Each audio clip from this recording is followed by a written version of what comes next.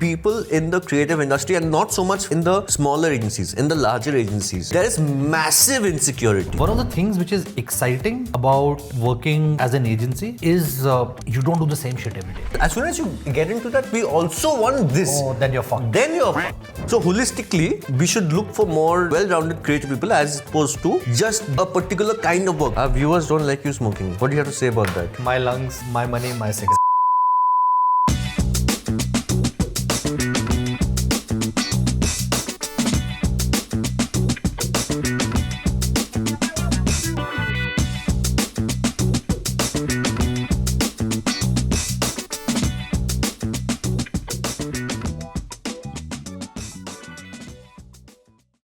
Okay, welcome to yet another episode of this living room. First of all, thank you very much for indulging us and continuing to watch. Our reels are getting a lot of traction, so well done. Yay! So much traction, in fact, that we think we're going to continue doing this. So that's where we are. Tonight's episode is a format which we've done in the past. It's an interesting format. It's called "What Would You Do If?" And then you ask me questions and I ask you questions. Interesting. We've seen the questions before, but obviously none of us have had time to think about the responses. Because we put together the questions just 5 minutes back. Yeah, we always do this. Okay, I'm going to go first. No, I'm going to go first. Oh, you go first. I want to go first. Okay, go first. Can you read?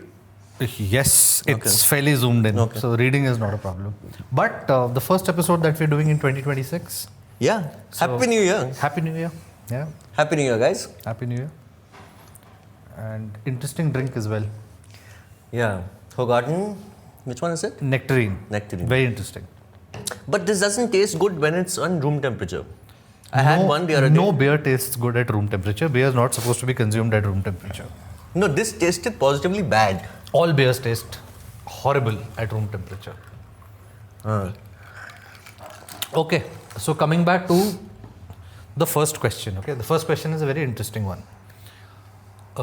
There are these very, very powerful leadership room, closed room kind of sessions that keep happening among CEOs and CXOs.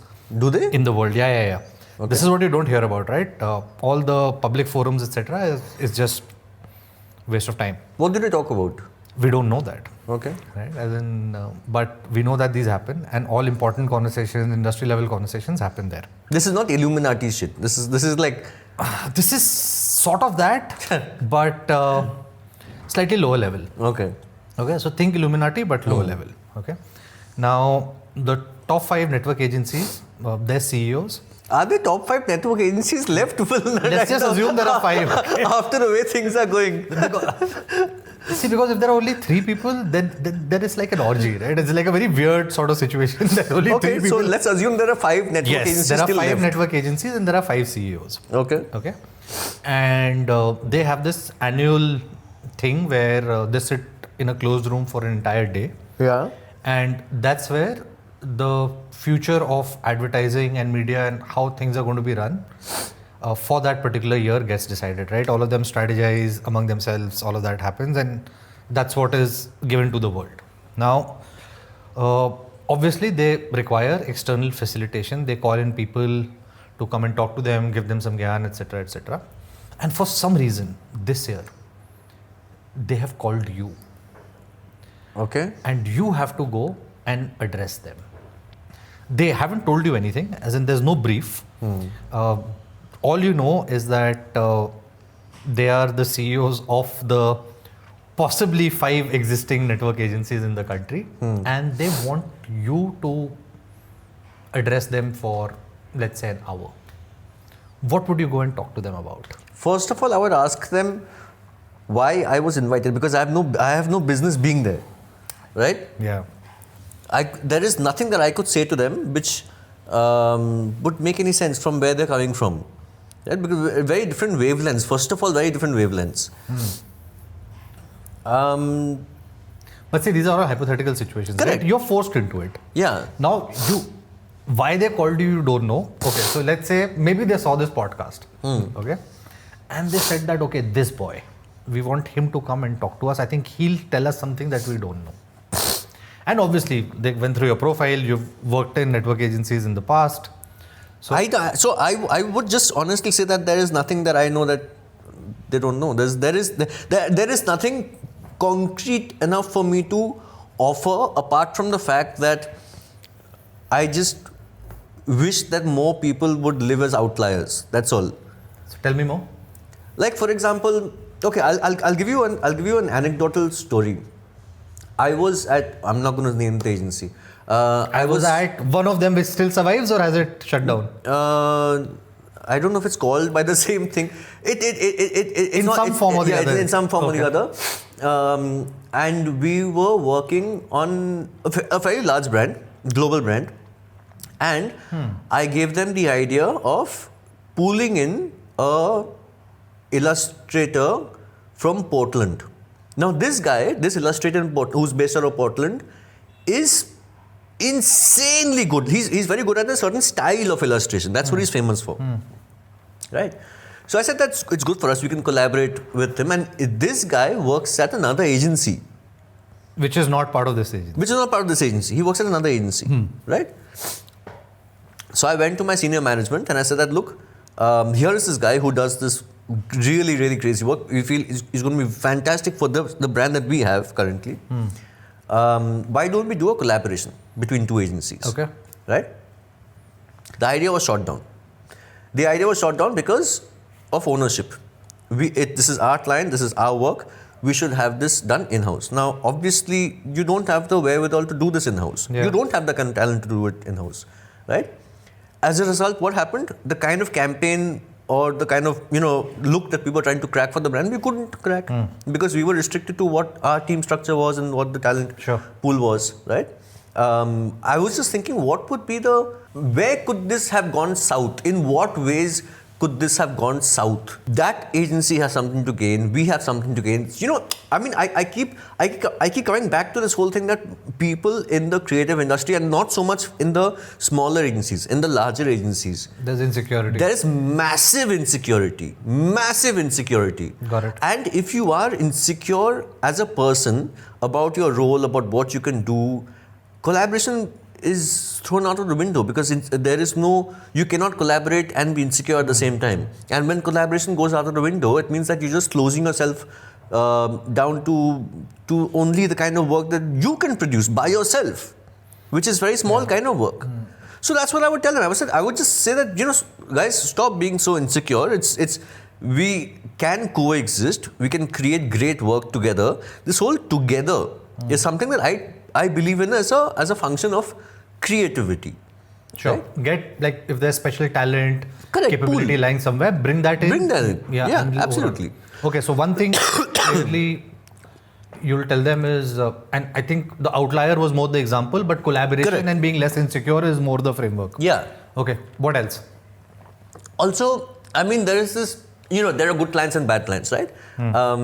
Other agencies, now let's say that you are a bad client. Okay. Now, agency A has worked with you, has burnt the thumb. I don't know you. I'm beginning to work with you. I don't know you, but you remain a bad client, right? Should there not be a way for agencies to talk to each other?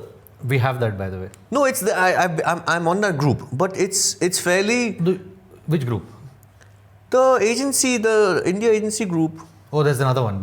Anyway, I'll tell you that. Yeah. Okay. Not a bitching ground. Yeah. Right? Not a bitching ground, but transparency in terms of, these are good guys to work with. These are not so good guys to work with. So like a glass door for client. Absolutely. Yeah. Then I feel that, but this is also a function of the market, in the sense that the market is so massive that it's a dog-eat-dog world, right? So for example, this whole concept of pitch fee, now I might take a pitch fee for new work that I produce, but there are going to be a lot of clients or agencies that don't take a pitch fee. Why can't we have standards in the industry? Why can't we have standards? How difficult is it to have standards?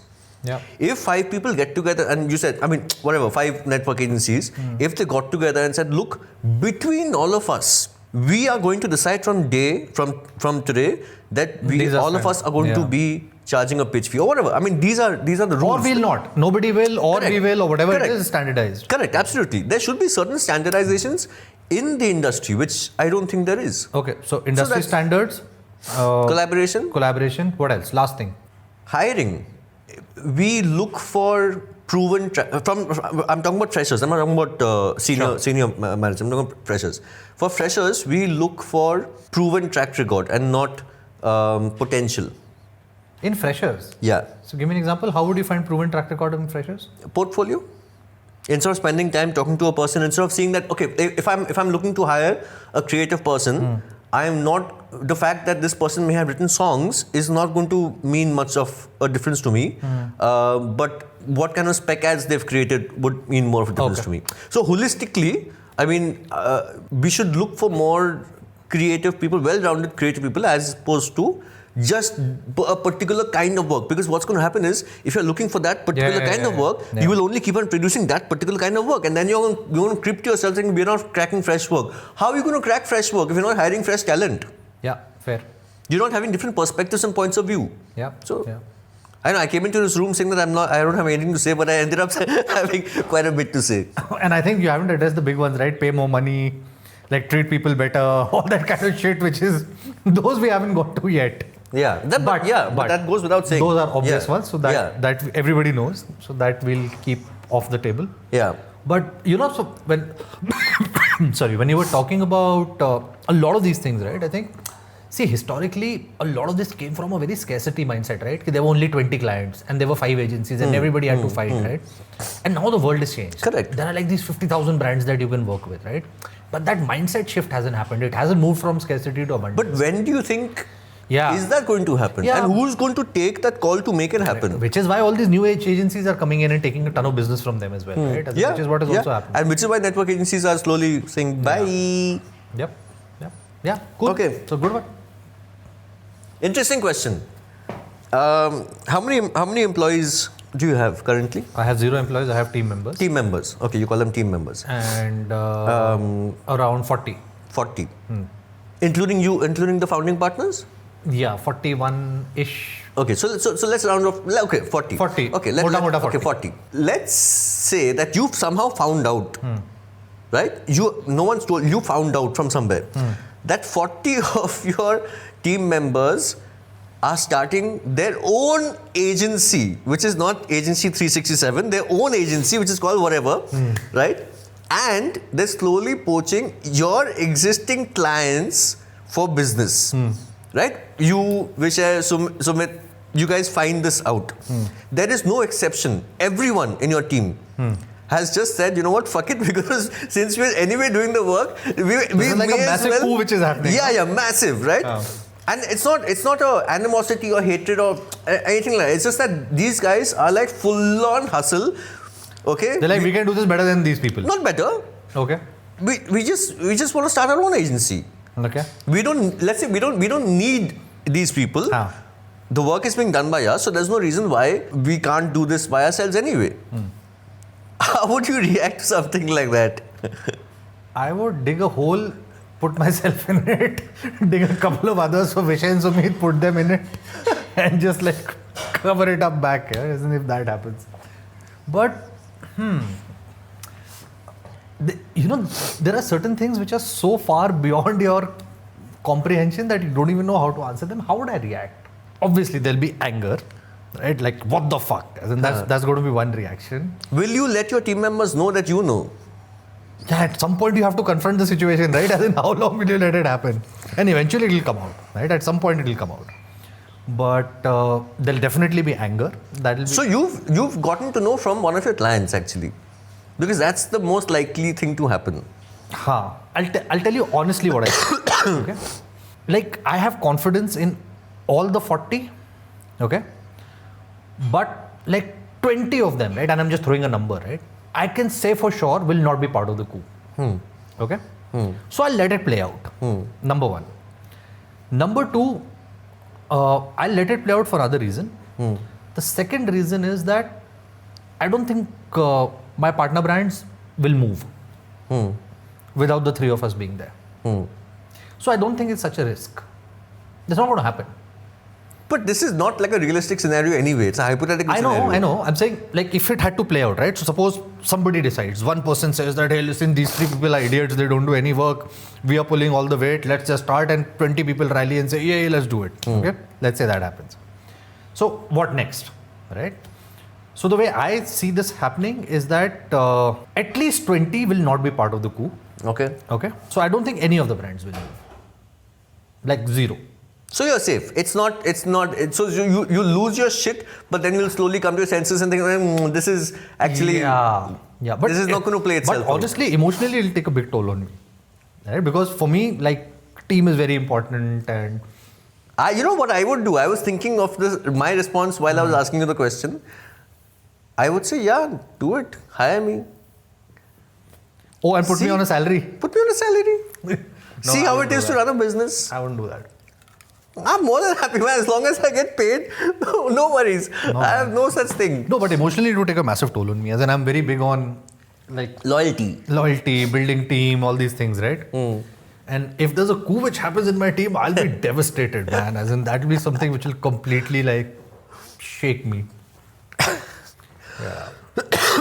I think that would essentially just negate everything I've been doing for the last 5 years. Yeah, I mean, the stuff that you invested in. Other than the business, right? The business happens, you keep growing business, etc., etc. All that aside. But I think this is the kind of stuff I really enjoy doing. And it would just be like a negation of कि ये 5 साल से क्या चल रहा था. You know what? Like it's like you were in such a bubble that you didn't no idea. You had no idea. I didn't knew at all. So that would kind of shake me. So yeah, more that than anything else. Okay, your turn.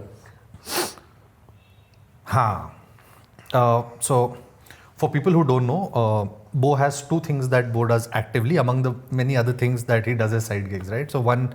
How 2 things? This also? This is number 3. So I'm still considering it as a non-monetized. Okay, non-monetized. Okay, so 2 things which are monetized regularly. So one obviously is the voice company, and the other is marketing with Bo. Earlier started off as copywriting with Bo, right? Now you are in a situation where somebody's put a gun to your head and has asked you to make a choice. Pick this baby versus this baby, and you can only pick one of the 2. Yeah. What would you do? You know, this sounds like a very complicated question. It's actually not. No? It's a very simple question. It's something I've asked myself before as well. I've realized that, okay, so there is stuff that I'm good at and the stuff that I'm passionate about. Yeah.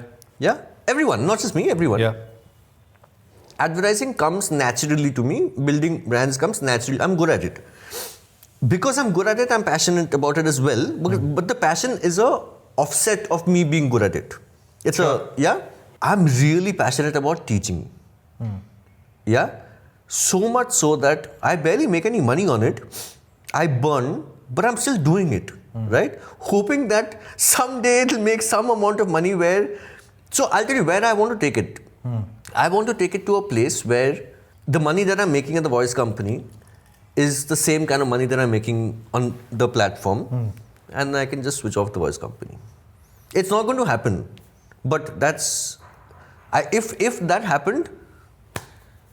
Okay, so if both were making equal money, which you were happy with, right? As in both could be making money, but you might say that the A plus B is what I'm happy with. But let's say independently, A and B are both making enough money that you're happy with either one of them running. You would pick the teaching gig over there. Yeah, for sure. Why? It's far more fulfilling. Like, what about it? You're training, you're teaching, there's an exchange of energy that's happening. You're leaving something behind. It's no, but here also your body of work is what you leave behind, right? No, man. No, you're not leaving anything behind. What body of work? Who's interested in your body of work? But here you're shaping someone's understanding of the creative world. You're at an age where they could be misled with thousands of things on the internet or with people or whatever. You're guiding them in a way where someone's guided you, perhaps, or the way that they should be guided towards. Right? And for me, that's far more fulfilling. When I'm doing a session with the people who sign up at the copy traineeship, at the end of the session, I'm so wired up, I can't sleep. The reason I'm wired up is because there's so much of energy that's flowing between the people on through the screens and me. But if I compare that with a really smashing meeting that I have with a client, am I excited? Yeah, for sure. But the satisfaction level is completely different. Completely different. So one of the things you said was that just because you are impacting lives, that gives you that satisfaction and the energy exchange. What else about teaching? As in, what else drives you about teaching? And is it so you are teaching copywriting because you know copywriting and you're good at it, but it's just teaching in general or teaching specifically copywriting? Not teaching specifically copywriting. Like if you were, suppose somebody said that teach 5th standard kids English, which you can. You'd be happy to do that. Yeah, for sure. For sure. In fact, around 2019, I started this project with kids. And there's a couple of pictures somewhere, I think, on Instagram or wherever. It was called The Tiny Book. Okay. The concept was that, this was happening during the summer vacations, the children's summer vacations. So I got Mimi and I got her friends to come over and write stories. So the whole idea was books for children written by children. Okay. And I was sort of mentoring this entire process happening. Orchestrating it. So I was doing nothing. I was just giving them thought starters and prompts and putting out stationery for them to draw on, write on or whatever. And again, that was so fulfilling. I love doing shit like this. So I'm fairly convinced that if money wasn't an issue, you would pick teaching over this gig. Absolutely. Okay. You haven't really signed on this client as yet, but there's a condition. You can sign on this client. Dream client. Okay. What would be a dream client for you? Like think global stage. One of the sports brands like a Nike or whatever. As in, I intentionally don't want to say Nike, Apple, all these kind of brands. But largely in that category. I think that would be a category which would really interest me. Ideally a cricket brand. But are you saying for just performance marketing or the entire gamut? Everything. Like everything. If I get a cricket brand. Everything from like creation to delivery to campaigns to everything. By the way, this is true. As in, if you think I am a cricket fanatic, Vishay is like okay. Sumit is more tennis than cricket, but Sumit also the cricket is there, right? As in, if there's a cricket brand on the table. Okay, so cricket brand, okay? Cricket brand comes to you and says, we've seen your work, we really want to work with you. There's one condition, there's a caveat. The caveat is that, let's say that your revenue is, let's say 50 CR, 100 CR, let's say 100 CR. This cricket brand says, we will give you 100 CR, but you cannot work on any other brand. You only have to work with us. There is no other brand that you can work on. We're giving you 1 month to have a conversation with your clients, to let them know about this. If you want to work with us, this is the only way that this can happen. So whatever revenue that you're generating is covered for. Is covered for. There is going to be no loss on your end. And not only is it covered for, but you're also getting more. And because they will pay you their fees and whatever. Plus increments every year or whatever, part of the contract. Fair enough. So money is not a problem. Money is not the factor. See, the moment you bring in cricket into an equation, the answer becomes very different. No, but your value system versus now it's become your value system versus cricket. Yeah, that's what I'm saying. Morals versus cricket. Yeah. See, the moment you bring in cricket into the equation, right, dynamics change. But with a very heavy heart, with cricket being part of the mix, I would still say no. And I'll tell you why, right? One of the things which is exciting about working as an agency is you don't do the same shit every day. Right? And but with a brand as big as that, you won't be doing the same shit every day. Same shit as every day, meaning essentially within the same category, same set of consumers, even at a large. And we've done work with larger brands, right? Where the scale of the brand is much more. At the end of the day, it's the same shit. Right? It's basically. But how are there so many categories within Nike? I mean, if you take Nike, whatever it is, right? You'll have so many different things to play around with. Yeah, but it's not just one. It's essentially, it's still limiting. As in, you're talking to the same consumer, you have the same tone of voice, all of that. And again, cricket, right? So Nike, very different equation because Nike is basketball and is cricket and is running and is a bunch of other things as well, right? So that aside, but if you were taking an example of a cricket brand, and same is true with Nike also, by the way. At the end of the day, all work of Nike is Nike, right? Is Nike's work. Here, the ability and I think one of the things that is a privilege to run work with an agency is that you get exposed to different kind of brands, different kind of founders, different kind of consumer cohorts, different categories, which to me is very exciting, right? Learning curves change because of that. You end up learning much faster. Correct. Adaptability, learning curves, just your pulse on what is happening, right? In the larger consumer ecosystem is so much more, just because we are selling fashion jewelry and we are selling longevity, right? As in that's the kind of range that we're talking about, right? So our cumulative understanding of what happens in marketing and performance marketing and creative, etc., it just levels up by the sheer fact that you are interacting with so many different kinds. But you've done that. Do you not want to do this for a while? No. I was doing that, right? That was the job I was doing. I was handling a fairly large brand, right? So it's not fun, man. It's not fun. At the end, it's the same. You'll end up doing the same kind of activations. You'll end up running the same kind of campaigns. Scale will be more with more digital. It will be wider. But at the end of the day, it's just going to become boring. Okay. Cool. And not as fun. But cricket in the mix made me pause. As in, without cricket, I would not have taken that pause. I would have just given saying that no way. Yeah. I would suspect Vishay would still take it. If you ask him this question with cricket in the mix. Yeah, I mean, I think he would probably he'd take it. He's like, screw all this. I just want cricket. Yeah. Quite possibly. Yeah, Vishay would take it. That's my sense. Maybe I'm wrong. Okay, yeah. Okay, last one. We're doing 3 questions. Yeah. So, new brand about to get launched in a category which is already existing, right? It's not a new category, it's a new brand within the category. You're going to smoke. Our viewers don't like you smoking. They don't like me smoking as well. What do you have to say about that?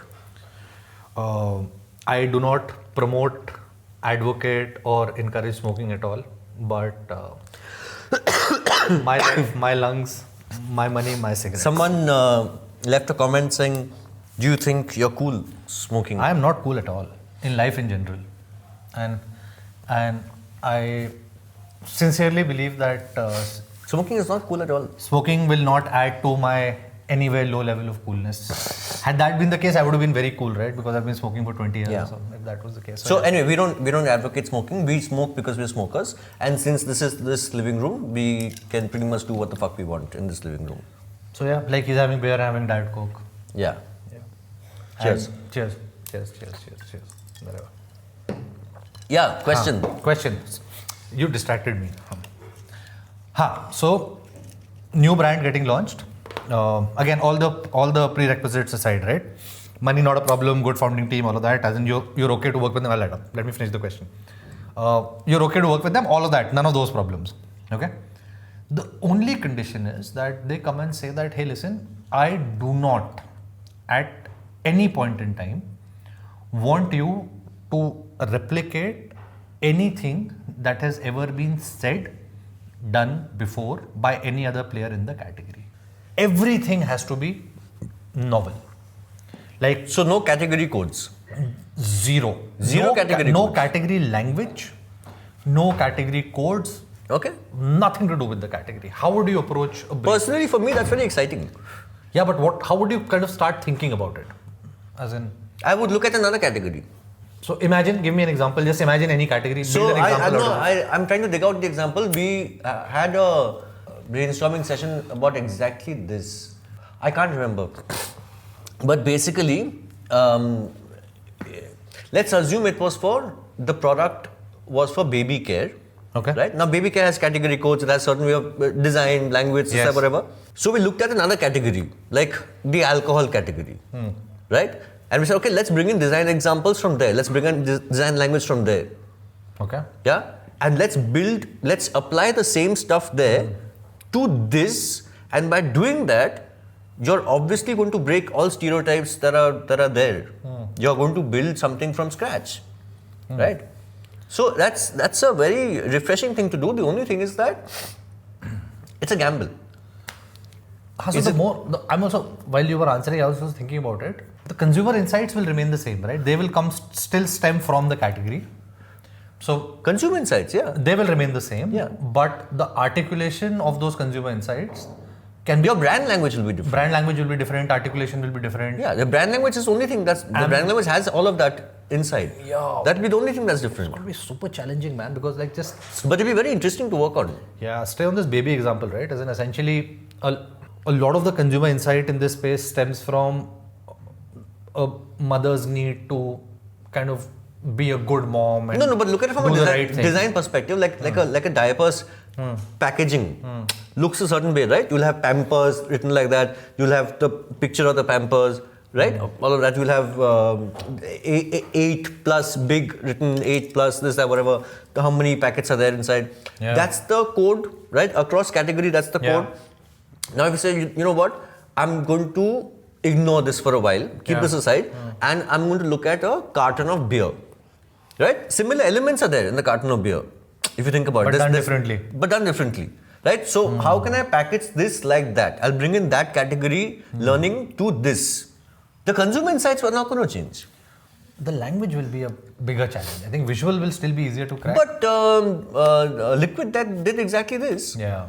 I think that's the closest example. They advertised for a rock concert. Death metal rock concert. That's what they were advertising for. Should get a brief like that. I think it'll be a fun brief to work on, isn't it? Fantastic. The problem is that while it's very exciting to have this conversation, at some point in my experience, the brand will say, you know what? We want this, but we also want this. As soon as you get into that, we also want this. Oh, then you're fucked. Yeah, because what tends to happen is if you become polarizing, it takes you a little longer for you to find your consumer.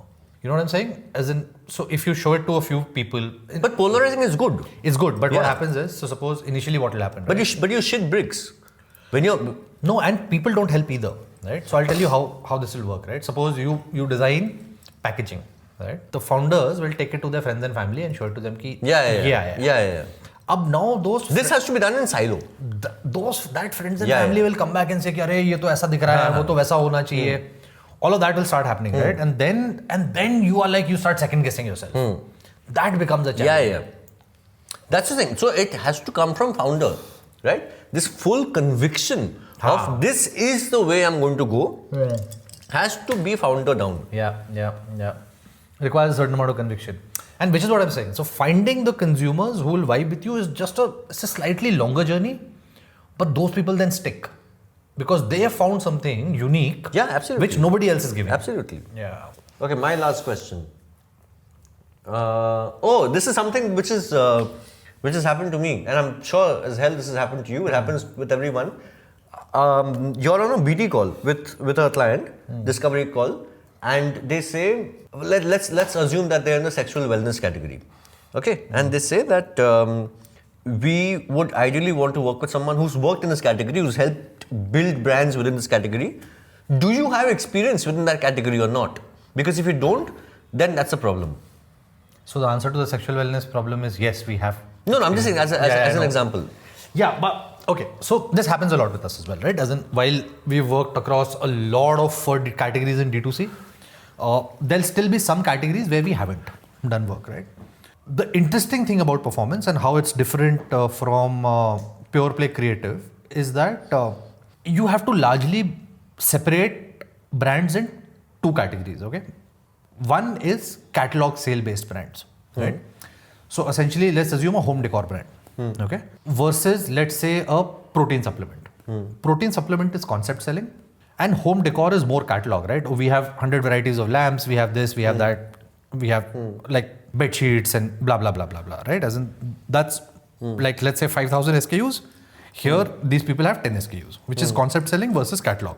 Media buying principles between these two are 50-60% the same, but there are certain nuances which operate differently. If you have experience in selling one kind of catalog, you can largely sell another kind of catalog. If you have experience in doing concept selling, you can do another kind of concept selling. So for us, that challenge is a little lesser.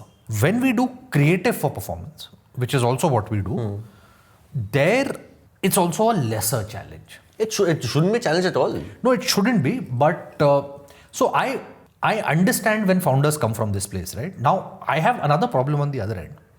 I work with different brands within the same category as well. Yeah. Right. Some founders have that challenge as well. That how can you work with somebody who's competing with me? Okay. Now there are two parts to that question. One part to the question is just pure play data integrity. Right.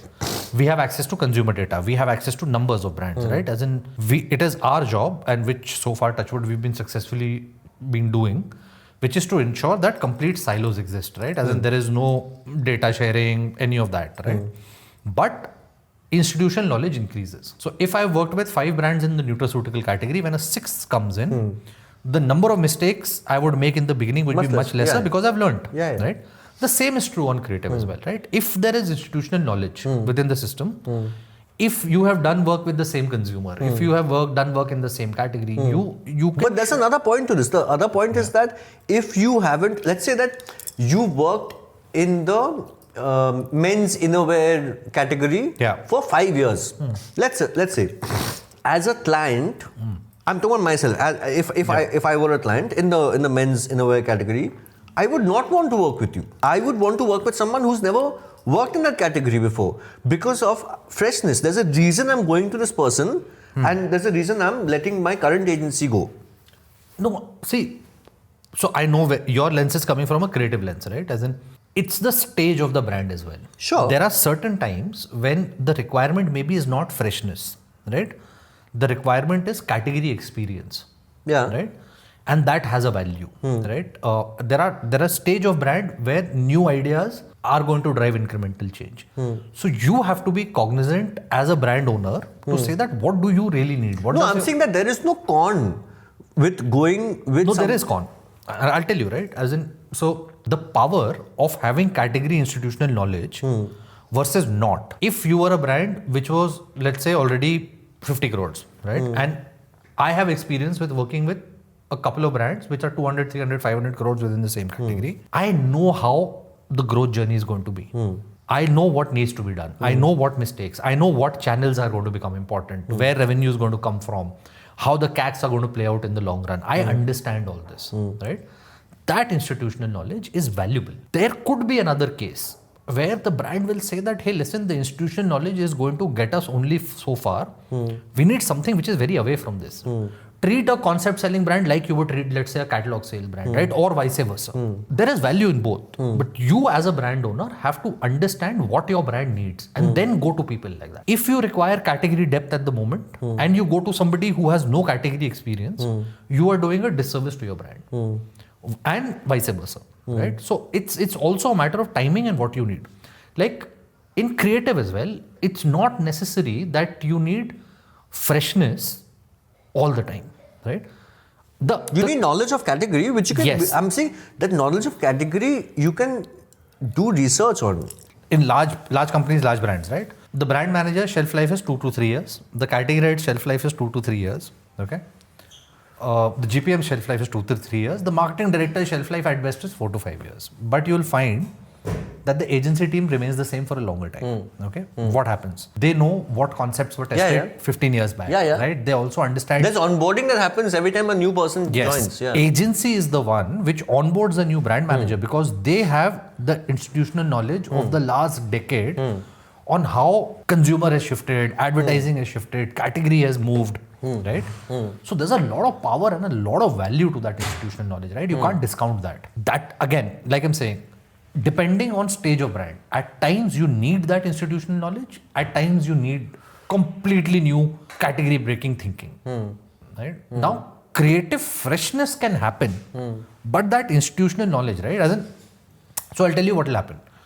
There could be situations where you could be and not doing it intentionally, but going back to older ideas. Okay. Suppose you got a brief of a brand that you've never worked with. Okay. Your idea could have been something the brand thought of, tried 5 years back, because you don't know. You don't have that body of work. Correct. Right.